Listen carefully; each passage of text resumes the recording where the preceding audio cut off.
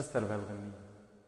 بل الأرنب لأمه اسمحيلي رح ألعب ماما، قالت له لك يا ماما يمكن يجيك التعب.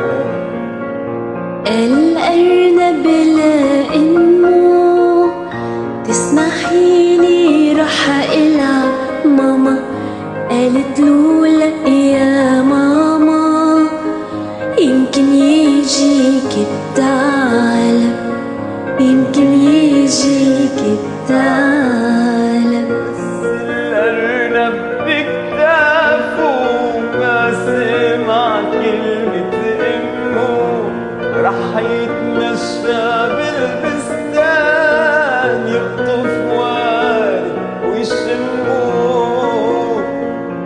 شافوا الثعلب هجم عليه، صار يركض وخوفان، واتخبى في جحر صغير، ضاع الثعلب في البستان.